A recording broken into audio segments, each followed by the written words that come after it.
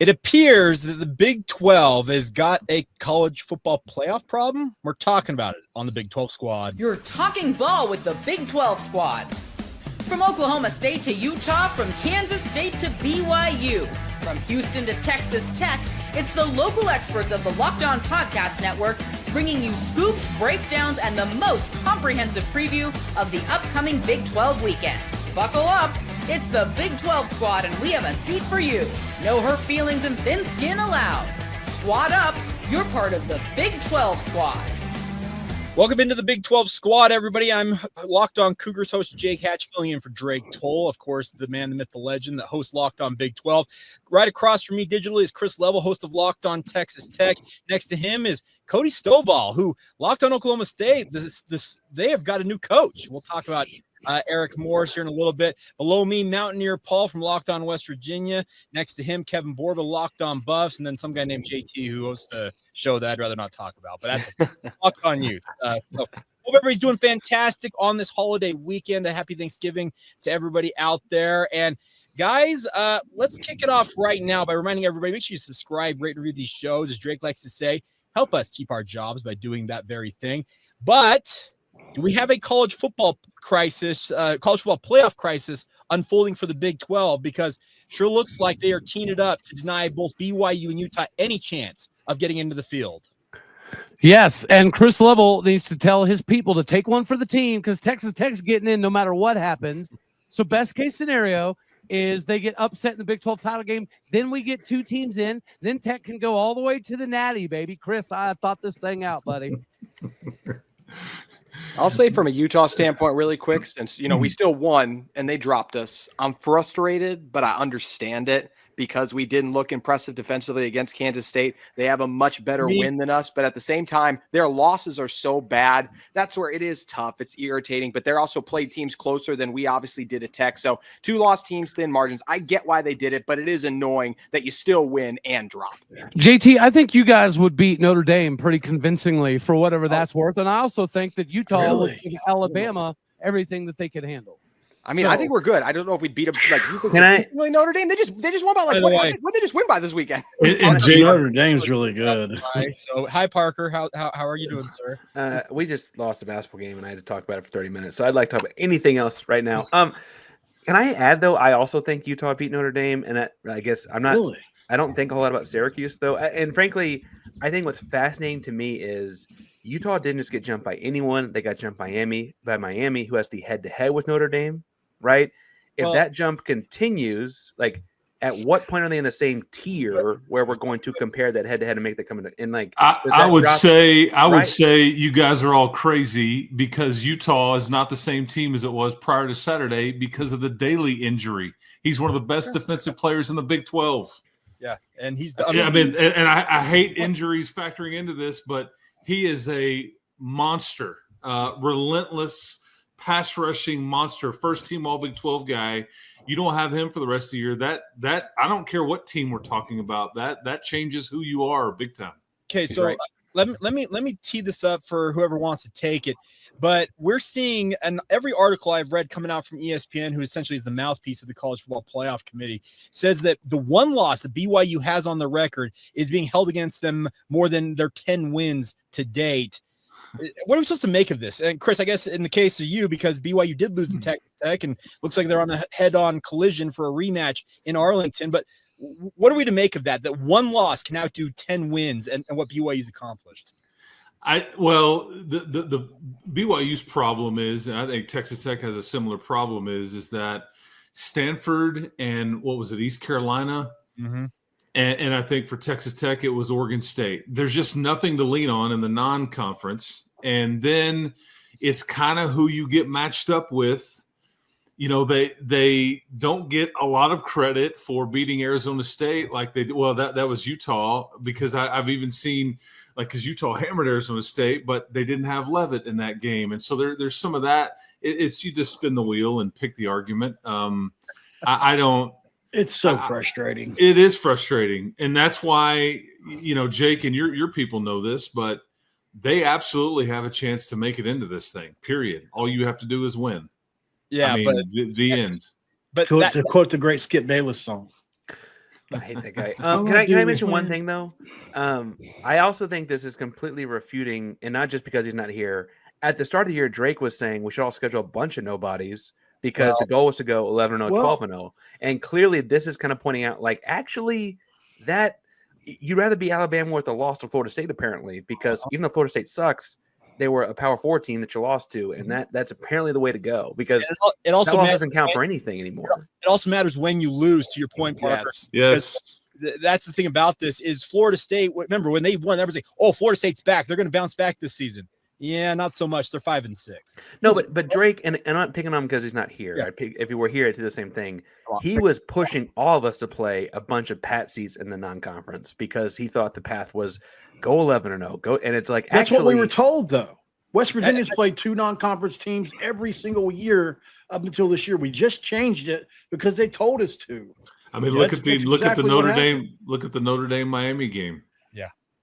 That's what I'm frustrated about. don't Is care like who we won were that one. doing that because that's what the old, that's what it used to be. The thing you had to have a tough non-conference schedule, and then everybody started like, especially the SEC, were scheduling cream puffs in the non-con, and they were getting their way. But now that they're not, and there's more parity in college football, and people are catching up. Like The harsh teams- reality is, and this is for the most part going to continue to be a 1 to 1.5 bid league. Well, You and know, the hard I part mean- to build off of Chris's point too is like not everybody gets the same rules or benefit of the doubt. Like You're a one right. loss or 2 loss SEC team, it's like, okay, well, they went through the gauntlet of whatever this many teams. Like Oklahoma is a solid team, but their resume looks really good because they've beaten 3 ranked They're- teams. Like even if I they're would Like, point out- and Texas Tech is getting a lot of credit right now in the rankings, and it's because of the way that they've done it. I think they have 10 wins over 20 points or more. Their margin of victory is 30 points, and if not for that, you may be seeing a 10-1 team that was in the 10 range as opposed to the 5 range. But I think they're getting credit for how they've done it, and so Correct. yeah, there's layers to this stuff. To add to your point, BYU it has the most wins over teams with 7+ wins. Most wins over teams. They've got more wins in terms of legit bowl teams. We're talking 7+ win victories. But to your point, the way BYU has done it is a lot of grinded out, come from behind victories versus being a wagon that Texas Tech appears to be. You mentioned Yeah, I think and- Oklahoma has 3 ranked wins. They're the back half of it, but Houston's got 2. Like the way this thing works out, it's not just a ranked win anymore, though. It's more about the brand. It's more about that's- which ranked win was it, and I think like that's Texas too is like if they beat Texas A&M, there's going to be such a case for them to get in despite 3 losses because you already know what's going to happen. It's like, well, they beat number 4 and then they beat whoever else. Like that's going to happen. So or if Michigan beats Ohio State, like Right. honestly, like same kind of thing. Hey, I've got some pencil neck like distance runner Texas A&M fan who's been in my mentions all week on Twitter, just barking at me about the Big 12 and the SEC. I will accept Texas beating A&M so I can just shut him up. I'll Wow. Hey, Pencil neck. I appreciate- didn't have that on the docket. I know. Pencil I neck. appreciate the term pencil neck. It hasn't been. Yes. I'm here to kick ass and chew bubble gum, I'm and just I'm saying. all out of bubble gum. Right? go Yeah. look at this kid's bio. He's a distance runner, and I swear he's never played a down of football in his life. You've given him way more like time on this show that he already deserved. By the I know. Anyways, but the You point studied his neck. but The Kevin, study of his neck. Yeah. Kevin, the SEC bias that exists will absolutely prop up Texas in that circumstance. All right, coming up next, though, we have at least one new head coach we already know is going to be involved in this league next year, and he may be the ultimate quarterback whisperer. We'll get to that next. The Big 12 squad rolls on right here on the Locked On Podcast Network.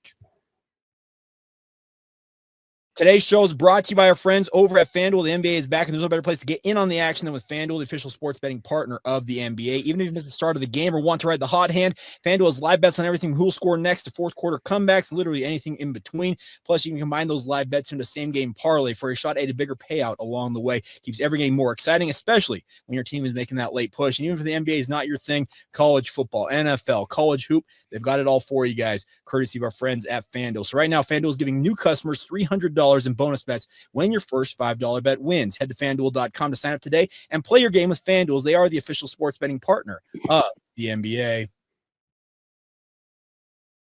Thank you once again for being here on the Locked On Big 12 squad. All right, everybody. Cody Stovall, you're taking center stage here as we have a new head coach coming to the Big 12 next year, and he's a familiar name to some, mainly Texas Tech fans and the like. But Eric Morris, 40 years old, taking over in Stillwater. He's a man. He's 40. We've already got that established and out of the way. Yeah, this is very exciting, especially when schools like LSU and Penn State and UCLA are still searching. Arkansas, right? There's a lot of jobs out there that you would think would stack above Oklahoma State. For us to get a hire of this caliber this early, I think it does accentuate the fact that Oklahoma State has more to offer than some of the national punditry might want to pretend. Yet we've always been good at acquiring offensive talent. So having an offensive innovation kind of mind is a big deal. Coming from that Mike Leach tree is also a very, very big deal. And I also think from a coordinator perspective, they have some things going for them, but he likely is to bring Drew Messmaker with him. That's worth a weight its gold in and of itself. Defensive line coach Greg Richmond is a Cowboy that could potentially come back home. And you mentioned the quarterback thing, right? This is not only the dude who was able to unearth Baker Mayfield.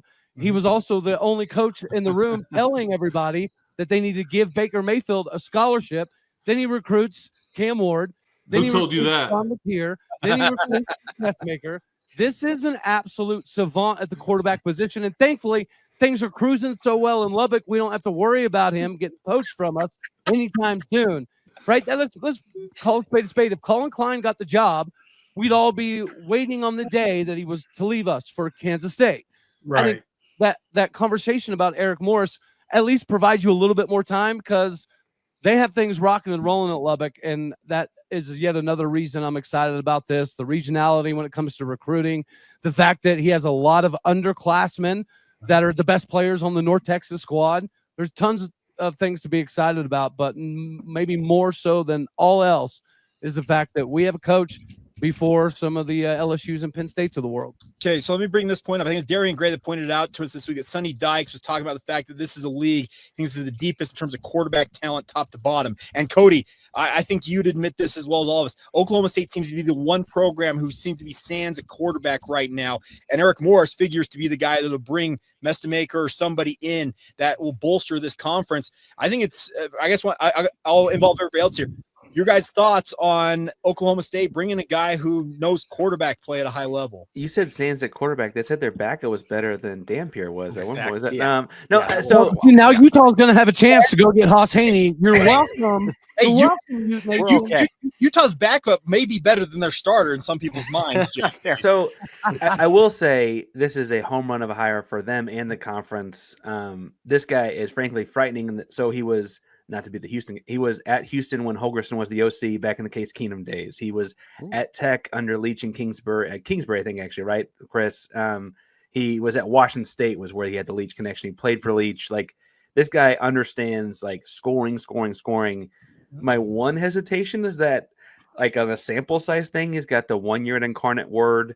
And we know that was a Cam Ward year where he won 10 games. And then he's got this year at 10 games. It's like, okay, like is 2 seasons in separation from 2 separate places. Like he's young. It could all be signs pointed upwards. It's just a very small sample thus far.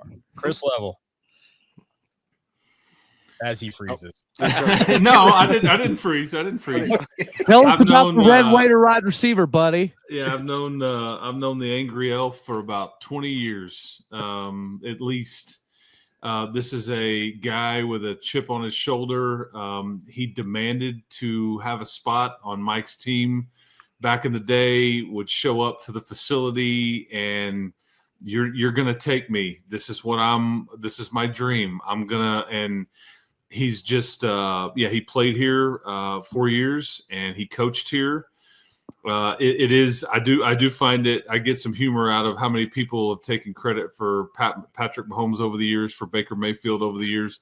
I think Cam Ward. That there's a lot of John Mateer. John Mateer is also Eric has got some rub there. But what Eric does, he gets more out of less, and he develops. he's from Shallow Texas, which is about 20 minutes from where I'm talking to you from right now. And I know his dad well, and his dad will tell you that the North Texas era has been very rewarding yet frustrating because he just gets poached every year. And yet they still have – I mean, Messamaker didn't even start for his high school team, guys. Correct. He hadn't started since 9th grade, if I'm not mistaken. No, I mean, and so like that's what I development.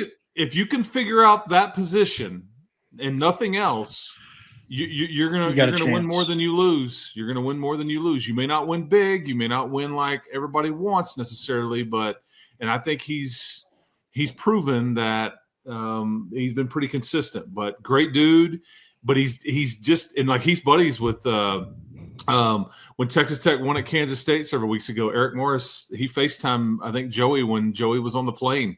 We were flying home, and they're talking about stories. So this league is becoming quite incestual. God. Like I'll even tie this into my man Mountaineer Paul because right after incestual. That's right. That's right. West Virginia didn't need any more of I that. thought we were done talking about the SEC. But because Texas Tech is headed to Morgantown this weekend, who is coached by Rich Rodriguez in his second stint there, right? Damn do you right. know who the finalist was when Tech hired Mike Leach? It was Rich Rodriguez and Mike Leach. Those were the two guys. They had them both in here for interviews, and Texas Tech chose Mike Leach because they thought Rich Rodriguez would ultimately want to be the head coach at Clemson if that job ever came open, because that's where he was the OC. But like Sonny Dykes spent 10 years in Lubbock as an OC. Rich Rod and Texas Tech would have been interesting. Yeah, well, because they wanted somebody that lit up the scoreboard, and obviously Rich Rodriguez has proven to be able to do that. But it's just wild how there's so many connections and all these things with some of this stuff, and so much of it revolves around Mike. But I will say this: Oklahoma State did very well for themselves here. I don't know how quickly it will get turned around. But they did very well for themselves here. They hired a good man, a good family guy. He's young, and in time that they may be challenged to try to, keep a hold of him. But Chad Weiberg, who just hired him, also spent a lot of time in Lubbock, Texas, under Kirby Hocutt. I did a lot of research on this guy right after the hire because I have another show I was going to talk about him on. He's done a lot of work there at Texas Tech, man, or North Texas. 77 players they brought in. I was reading about there, Cody, which is the most roster turnover in the country, right along there with West Virginia. In the day and age where roster turnover in Colorado, in a day and age where that's probably one of the most valuable things that you can do is understand how to turn a lot of players into a decent football team, even though it's at the group of 5 level, still pretty impressive in my opinion. And then you just look at some of the categories: top 5 passing offense, top 10 offense nationally, top 25 scoring offense, led the country in total offense. And then you guys talked about all the coaching and development that he brings to the table. Obviously, on the surface, it looks like a home run, so get a good defensive coordinator and you guys are cooking. I think the best thing, too, about this hire is the timing. They're way out in front of everybody here. Right. And obviously North Texas is still it's my understanding that he's going to finish it out, whatever that looks like, because that could involve a final regular season game, a conference championship game, potential bid in the playoffs if they were to potentially beat Tulane, maybe is the way it kind of points. So, but I think the timing, because they were kind of out in front of everybody here before everybody else made a hire. What a concept for a coach to actually finish the job he started, not just leave for the biggest job. Crazy. I got 2 things on the timing, actually. One, I love that they just come and said, hey, I don't care if the season isn't over yet. This is what we're doing, and we're going to tell everyone about it. Like, they could have kept this under wraps for 48 hours or whatever they want. And no, tell your kids, tell everyone, we're doing this. Yeah. Second, did y'all see that the University of North Texas put out? Oh, I saw it. Pause, breathe. If you're feeling overwhelmed, UNT has mental health support. Yeah. Less than 20 minutes before the announcement. Yep. Oh my gosh. Hey, look, sports is real like that, man. Timing is crazy. I visited Denton for the East West Shrine Bowl. There's not a lot out there. So if football is their biggest passion, they may need some consultation. Oh, Mean Green. Producing Big 12 basketball coaches, apparently. North Texas head coach at the time Ross Hodge said that he was coming to West Virginia before he finished the NIT, and so the same situation played out, except in basketball for us with Ross Hodge as with you guys with Eric Morris. Announced it, finished it out, got to the championship game and everything. So kind of weird how it's like North Texas is very open with their coaches. And he's not on this show. He's not on this show, but I will tell you that had Baylor decided to make a move with Dave Aranda, I think that Jared Mosley, the athletic director at North Texas, and Eric Morris in Waco could have been a package deal. Ooh, okay, Waco. All right. Well, look at Chris Level bringing the insider along the way. All right. I love you, Dave Aranda. Crazy. Coming up next, I got a couple of different things we want to riff on in the final stanza of today's show. We'll get to that next as the Big 12 squad rolls on. Today's show is brought to you by our friends over at Game Time. College football is back, and obviously we couldn't be more excited. Tailgates, rivalries, the energy in the stands, nothing like it. But let's get real. Actually getting tickets can feel like more of a battle than the game itself. Endless queues, hidden fees, prices jumping at checkout. That's why I want you guys to do what I do and use Game Time, the app that gives the advantage back to the fans. It's the easiest way to score last-minute tickets at the best prices with no surprise fees. What you see is what you pay. You can pull up the Game Time app in a couple of taps, see amazing deals. You can get tickets to your favorite college football games for as low as $25. App makes it super simple. You can even see the exact view from your seat before you buy those tickets. It's faster, cheaper, and less stressful than any other way that I bought tickets myself. And doesn't even pertain just to college football tickets, concert, theater, music, whatever you're into. They got the tickets for you guys. Take the guesswork out of buying your tickets and do it with our friends over at Game Time. Download the Game Time app today, create an account, and redeem the promo code LOCKEDONCollege for $20 off your first purchase. Terms apply. Again, that's the promo code LOCKEDONCOLLEGE. That's Locked On College for $20 off. Swipe, tap, ticket, go. Download Game Time today. Thank you once again for making the Locked On Big 12 squad and all of our individual shows your first listen of the day and or view, I should say, if you're watching this on YouTube. But hope everybody's doing well out there on this Thanksgiving holiday. So, gentlemen, I want to start everybody off. We're going to go around the round table. What's everybody thankful for this time of year? Dave Aranda. Oil. Oil money. Oil money. Yeah, I like that. Cody Campbell. Chris was thankful for Cody Campbell. And is it Double Eagle or whatever they call that, by the way? Yes. By the way, Cody actually came on my radio show here in Salt Lake City and could not have been a better guest. I'm telling you, Chris, speaking just from the Utah BYU perspective side of things, you got an incredible human being running things down there in Lubbock. Yeah, he's I think he really likes the BYU Utah editions, and he's been to both places and was obviously in Salt Lake City with us earlier this year. But he's good people, and again he's trying to help. Yes, he's trying to help Texas Tech, but he's trying to help keep the Big 12 relevant, and like he's for the non-blue blood, right? And that's really where. But I think a lot of people are frustrated with him trying to voice his opinion, whether it be politically or NCAA wise or whatever. But he's trying to, make it fair for the schools like that are in the Big 12 that are in the like the CFP conversation we were talking about earlier and about the logos and all that stuff. There's a lot more money to be had, he feels like, out there. But I appreciate you saying that. All right, JT, what are you thankful for? Come on, I'm sure you got something I can rip you for. I got to be honest. I'm just going to go straight one. Kyle Whittingham. I mean, this might be his final ever regular season game. So huge shout out to what Kyle Whittingham's accomplished for Utah, somehow finding a way for Utah to get that win. They released a little clip from what his speech in the locker room too at halftime for Kansas State. He still got it a little bit. So thankful for all that Kyle Whittingham has contributed for Utah and for all of my Locked On Big 12 co-hosts on. These are always fun doing these with you guys. He had to find something. They gave up 472 rushing yards, dude. So bad. We were on pace to give up 800 at half. Yeah, I'm just saying that whatever they found, that was magic. I'll just say that was the K-State team we thought was going to be this year. Correct. Yeah, that was kind of the except it was Dylan Edwards that we thought was going to be running around everywhere, not Shoeless Joe. Oh, yeah. Oh my God. Jake, what's yours? Well, first off, I'm thankful for all y'all. And here's the thing. I know that Cincinnati is back in the headlines for a derogatory chant that Borb is well aware of with the whole F the Mormons thing that happened earlier this year in Boulder. I was like, what did I do? Crazy segue. The genuine shock on his face. Yeah, I know. He's like, whoa, hold on. But here's the thing about BYU obviously is front and center with what they're accomplishing right now. 10-1, back-to-back double-digit win seasons.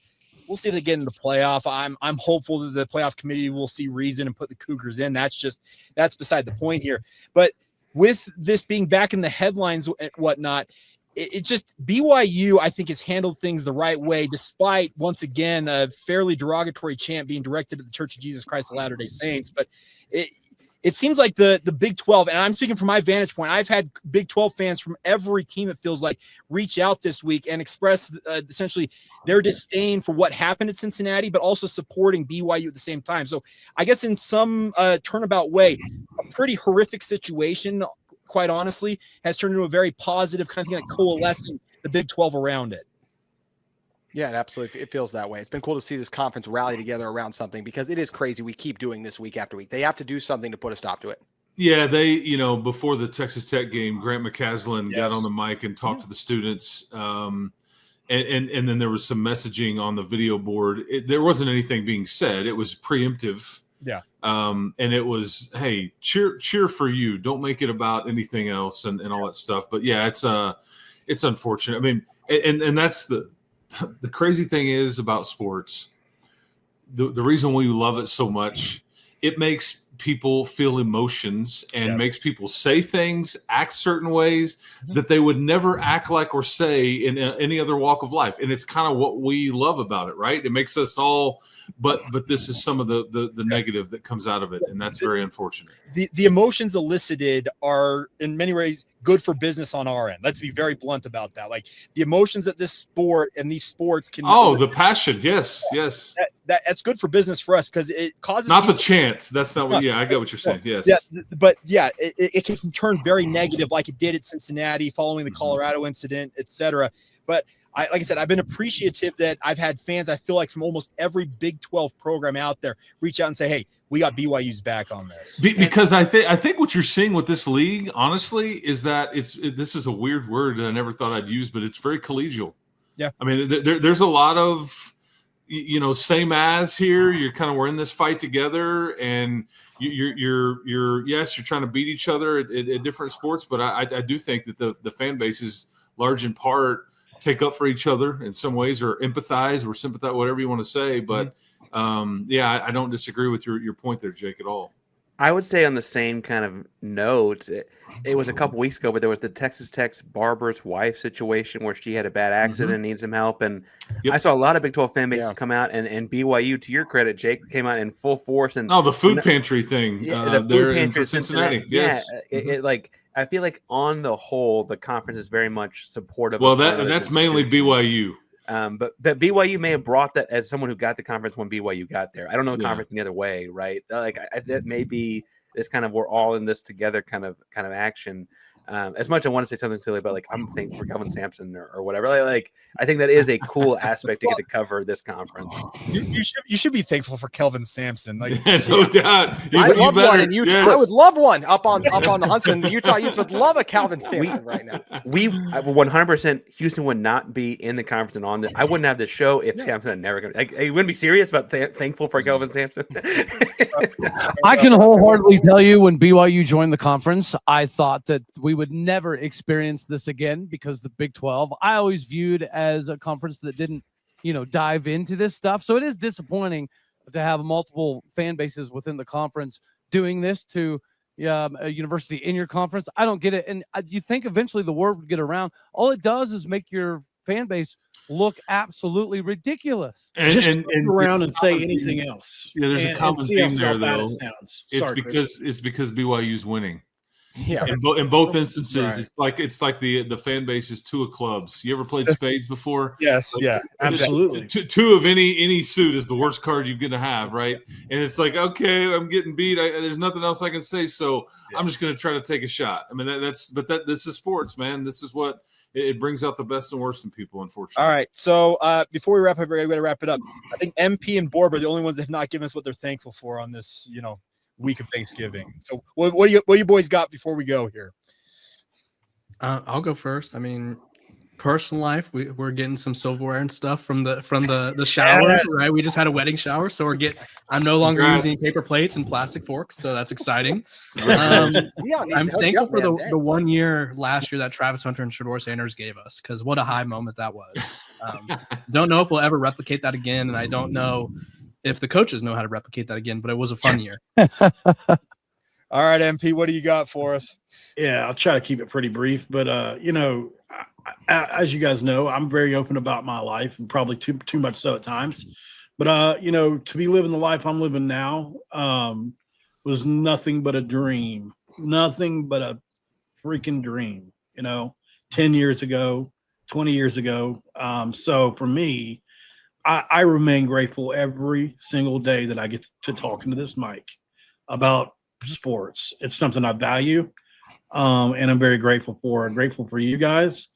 And obviously, can't be more grateful for West Virginia, in the state of West Virginia. And so Mountain I'm Dew. proud to be from there. Mountain Dew, baby. Absolutely. Yeah, that's right. Absolutely.